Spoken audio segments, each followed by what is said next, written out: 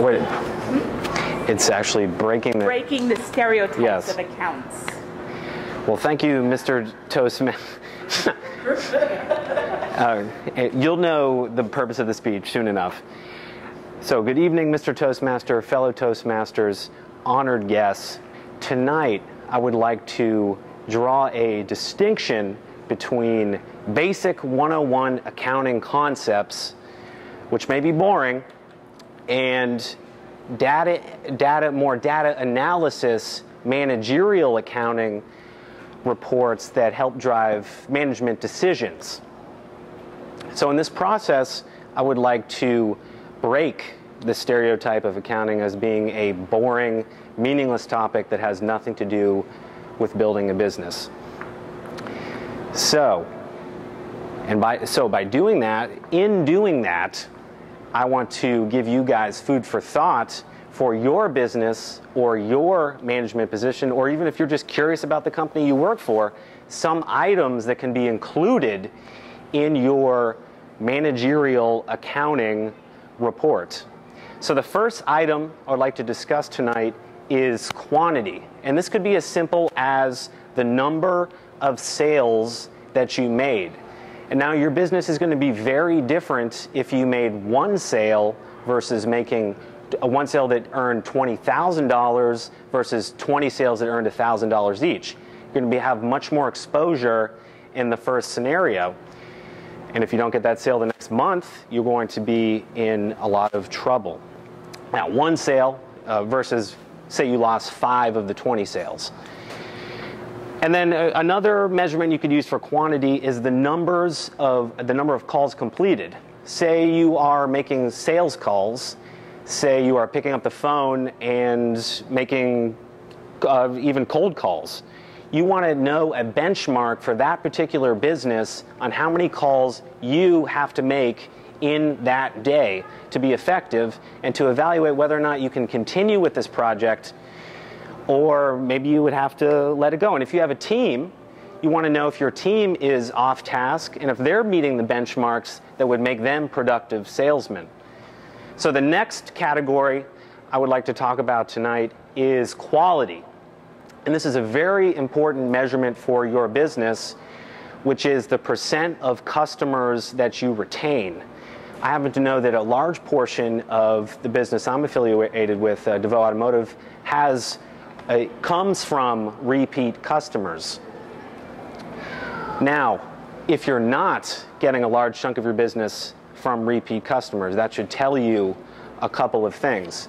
First of all, your business isn't executing very well. You aren't providing good customer satisfaction, and for some reason they aren't coming back.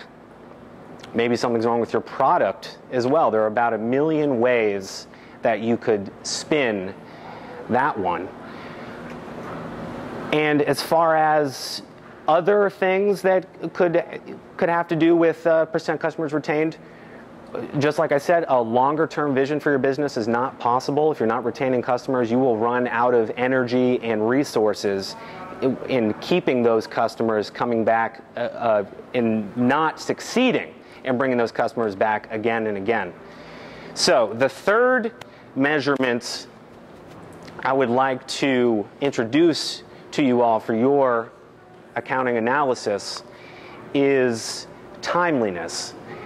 And this is extremely important for building trust. You have to know, if you're a customer, that the order is going to come on time every time. Many of you have probably done business with Amazon.com. You can pretty much trust that their order is going to come on time just about every time. And if it doesn't, they have probably a pretty good policy in place for making sure that they fix that with you. Same thing with the automotive business. If you're not taken care of in a timely fashion, those customers are not going to come back and lay down a huge chunk of money again with you. It just won't happen. These things are very, very important, and you should know them down to the T. And then the next measurement is a fairly common one that you could use in your analysis, and that's of cost. But we're not just talking about the cost of the camera or the cost of a widget. We're talking about perhaps the cost of your operational expense for the year that you set.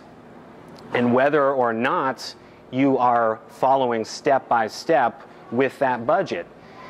And that should make you question one of two things. First of all, maybe your assumptions were wrong at the beginning of the year for setting your expense analysis, or maybe your team isn't working well together. Maybe you're not being productive. Maybe you're not being timely. Maybe you aren't retaining customers. And we begin to see here, in conclusion, how by getting away from the stereotype of basic accounting 101 and kind of the boring nature, data entry nature of it, accounts payable, accounts receivable, cash receipts, and moving towards a more managerial data analysis perspective where you can bring all sorts of insights and facts and figures together to give you a more prosperous and more picturesque view of your business and how it is doing. Mrs. Toastmaster. Thank you.